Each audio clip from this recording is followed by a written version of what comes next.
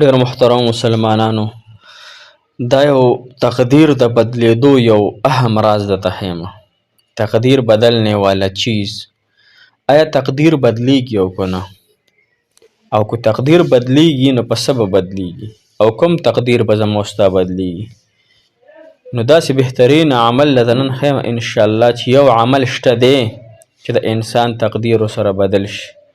د انسان په تقدیر کې ورسره تبدیلي راشي، چینجینګ ورسره راشي.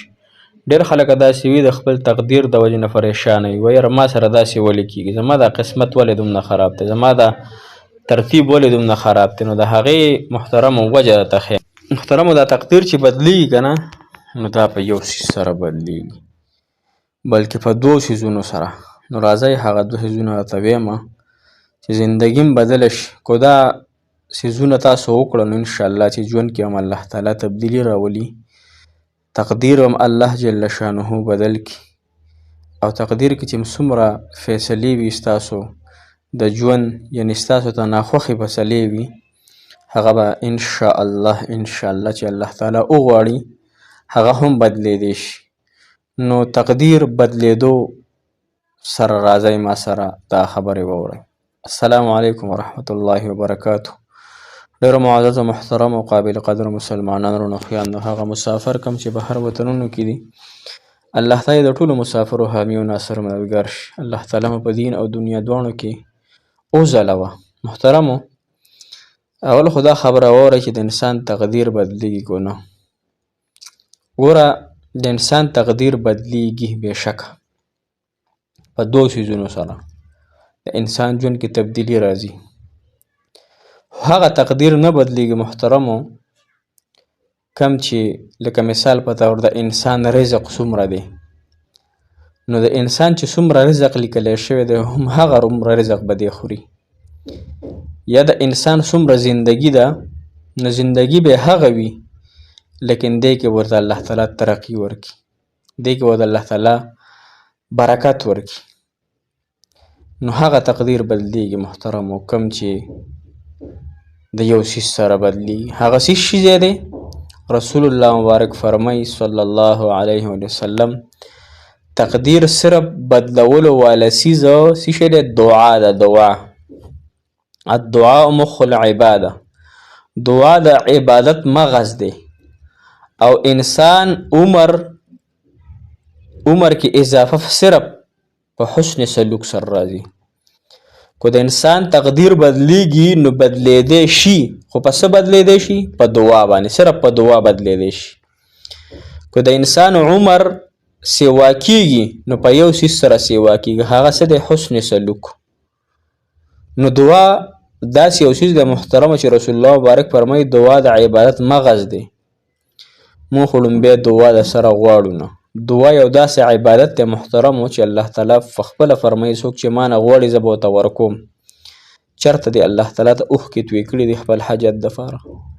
چېرته دی الله تعالی ته 15 منټه 10 منټه فریاد کړی دی چې الله دا حاجت مې پوره کړي؟ 10 منټه 15 20 منټه الحمدلله ما عاجز فقیر، الله تعالی دې زما دعاګانې قبولې کړي. ما نیمه ګنټه تحدیث بن نعمت ته بیانوم چې تاسو هم ته سبق حاصل کړئ. نیمه ګنټه ما دعا وغوښتل. نیمه ګنټه څوک عبادت نشي کولی په دې زمانه کې، دا د فتنو دور دی. نو محترمو که ستاسو زندگی تاسو وایي چې بدل شي نو دعا باندې بدلیږي به. او که انسان وایي زما د په عمر کې اضافه وشي، هر سړی غواړي زما د عمر ډېر غواړي که نه؟ تاسو کې هر یو به غواړي چې زما د زندګي ډېره وي. نو هغه څه شی د حسن سلوک دی. یو حسن سلوک څه ته وایي؟ ښه رویه خلکو سره استعمالول، د خپلو رشته دارانو سره، د خپلو ګاونډیانو سره، د خپلو ماتحتو سره، د خپلو کور والا سره، د خپل خاوند سره، د خپلې ښځې سره، د خپلو مور او پلار سره حسن سلوک کول، هغوی سره نرمي کول، هغوی سره محبت کول، په هغوی باندې خرچ کول، هغوی ته نیغه سیده لاره ښودل، هغوی د ګناهونو نه منې کول، دا حسن سلوک دی. دې سره هم د انسان په زندګۍ کې اضافه کیږي. نو دوه خبرې تاسو نوٹ کړئ ښه. لومبنۍ دعا به غواړئ، ښه ډېره به غواړئ، لږه به نه غواړئ، ښه ډېره به غواړئ. دعا به غواړئ، هر څه به پکې غواړئ. الله نه به شرم حیا په دعا غوښتلو کې نه کوئ. الله تعالی نه به حیا او شرم په ګناهونو کې کوئ. لومړنۍ خبره دا شوه. هر ټایم دعا، هر ټایم دعا الله یې قبلی ښه، یقینا قسم په الله چې الله یې قبلی.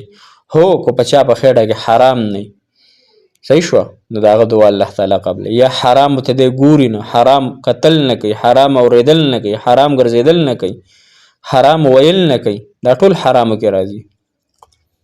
دویم نمبر حسن سلوک. هر سړي سره حسن سلوک، نو هر سړي سره حسن سلوک کول، ښه رویه استعمالول، ښه رویه استعمالول، ښه اخلاق استعمالول. دا ویل چې دا سړی به مانه خوشحاله څنګه شي، دا به څنګه خوشحاله شي، دا مسلمان ته به زه ښېګړه څنګه وررسوم، دې مسلمان تکلیف نه څنګه بچ کم. محترمو ځان کې انسانیت پیدا کو، ځان کې د الله تعالی بندگی پیدا کو، ځان کې تقوا والا زندگی پیدا کو، ځان کې للهیت پیدا کو، ځان کې د رسول الله مبارک صلی الله علیه و وسلم په سنتو باندې قربانېدل ځان کې پیدا کو. یقینا زندگی لګره، زندگی دومره پاتې شوې ده لکه په جام کې چې سړی پی واچي یو پی اوس کې وخیره تعلق خیره پاتې شي، دومره زندگی پاتې ده دنیا. او دنیا عمر دومره پاتې دی، په دنیا خلکه مه نازېږئ، د دنیا زندگی ډېره کمه ده.